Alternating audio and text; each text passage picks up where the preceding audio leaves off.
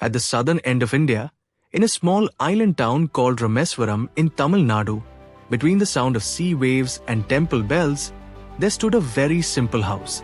This was the place where, on 15th October 1931, a child was born who would one day be known across the world as the Missile Man of India and the People's President. That child was Avul Fakir Jainulabdin Abdul Kalam.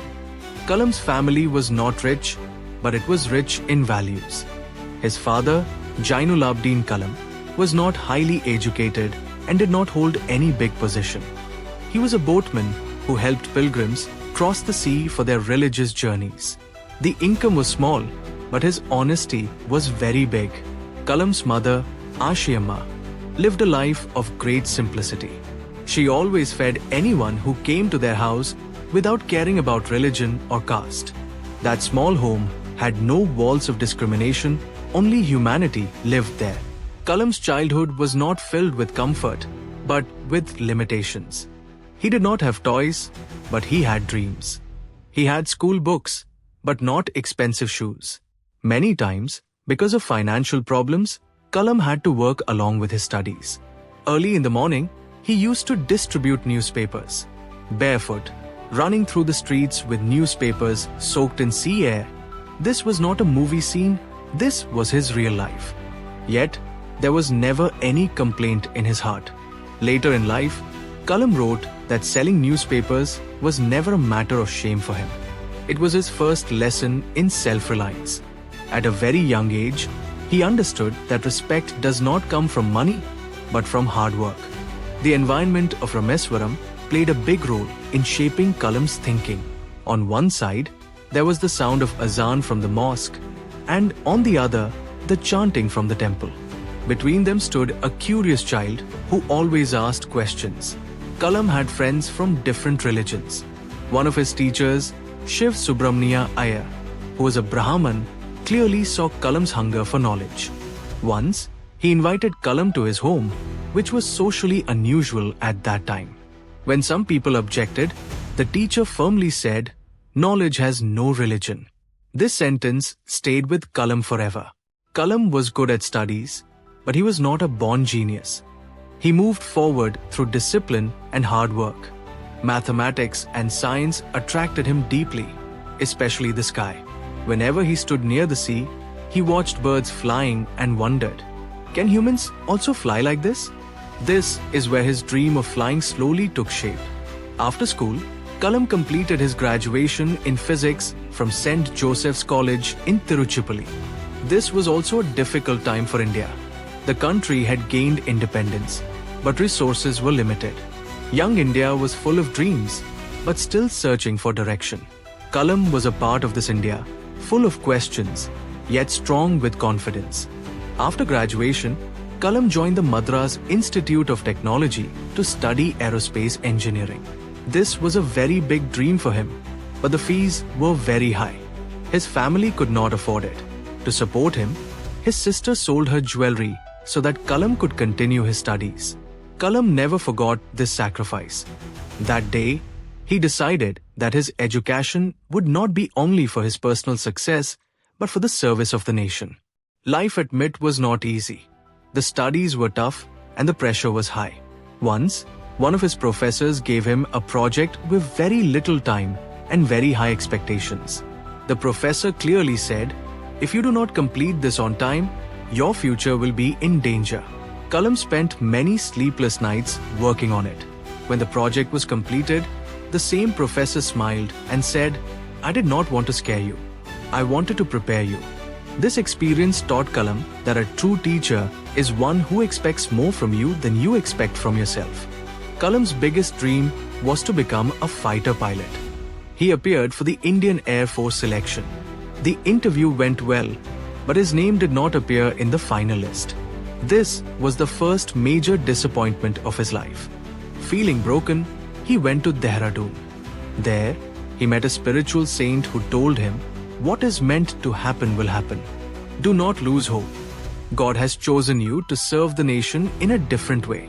That day, Kalam understood that failure is not the end. It is a sign that your direction needs to change. This was the turning point where a young man who could not become a pilot was slowly moving toward becoming the foundation of India's missile power. Though at that time, even Kalam himself did not know it. One thing was very clear in his heart. He wanted to fly, if not in the sky, then through science. After not being selected for the Indian Air Force, Kalam felt an emptiness. But it was not filled with bitterness. It was filled with questions. He had understood one important truth. His path had changed, but his purpose had not. With this belief, he moved to Delhi and joined the Defense Research and Development Organization, DRDO, as a young scientist. At that time, India was far behind the world in science and technology. There were no advanced labs, no modern tools, and very little international support. But what India did have was self-respect and the desire to stand on its own feet. Kalam's early days at DRDO were not very satisfying. His role was limited, decisions were taken elsewhere, and he often felt that his potential was not being fully used. This phase made him realize that simply having talent is not enough. Systems also need vision. Soon after, an opportunity came for him to work at the Indian Space Research Organization, ISRO. This move would quietly change the course of his life. At ISRO, Kalam entered a completely different world. The dreams were very big, but the resources were very small. India wanted to launch its own satellite, but the technology was controlled by powerful nations. In this challenging environment, Kalam was appointed as the project director of the SLV-3 mission. It was a huge responsibility. A young scientist was now carrying the hopes of an entire nation. The team was small, the budget was tight, and time was limited. Kalam believed in a leadership style that was rare. He was not a boss who gave orders from a distance. He worked alongside his team, stayed late in laboratories, listened carefully to engineers, and tried to understand problems from the ground level. For him, every failed experiment was not a defeat, but a lesson. Then came 10th August 1979, a painful day in India's space history. The SLV-3 launch failed. The rocket could not reach its correct path, and the mission collapsed. The media raised sharp questions, the government demanded answers, and the nation felt disappointed. Kalam stood before the press and took full responsibility.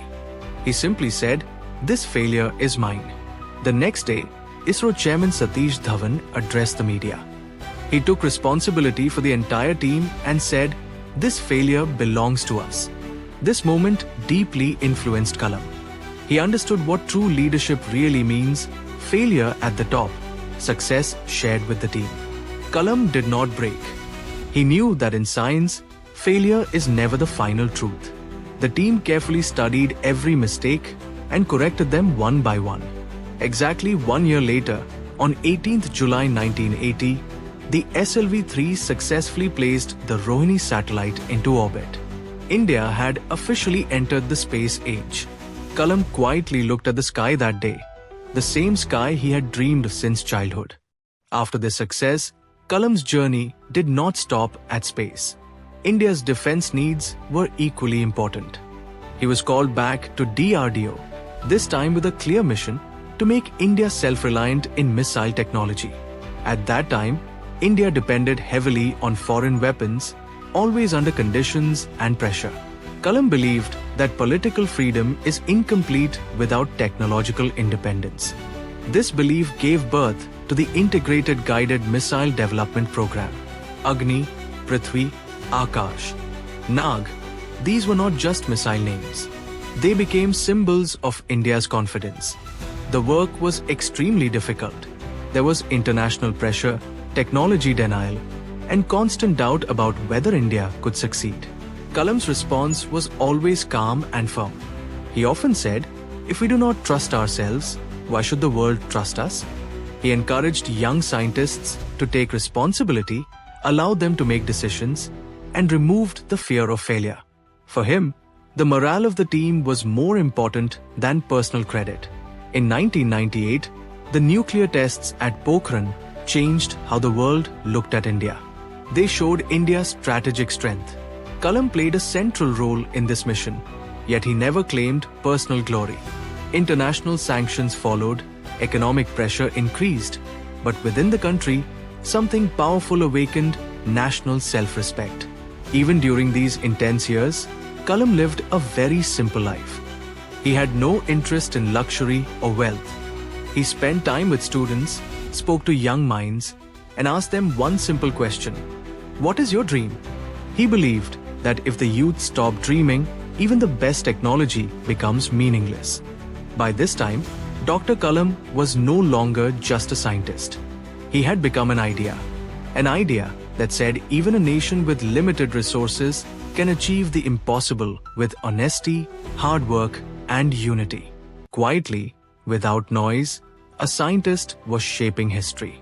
And the nation had already given him a name: the Missile Man of India. In the year 2002, India reached a moment where it did not need a powerful ruler, but a guiding light. A man who had stayed away from politics, who came from science, and who had already earned the love and trust of the people was chosen as the President of India. Dr. APJ Abdul Kalam became the 11th President of the country. This was not the result of a political journey, but the natural outcome of a nation's faith in one honest individual. When Kalam entered Rashtrapati Bhavan, he remained the same person he had always been. There was no pride, no sense of distance from ordinary people. He never saw the president's house as a center of power. For him, it was a place of service. He believed that the true duty of a president is not to command, but to inspire. During his presidency, Kalam broke many traditions, not by rebelling, but by reconnecting.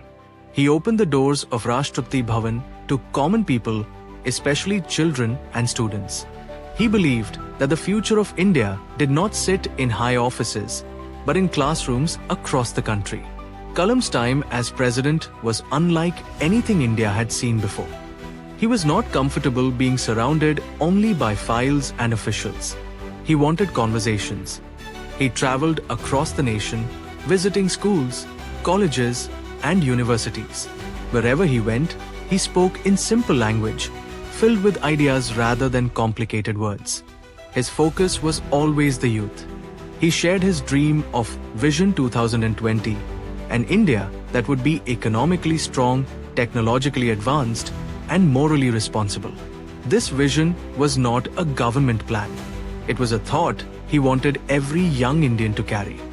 He believed that if a student connects their personal dream with the progress of the nation, that itself becomes the greatest service to the country.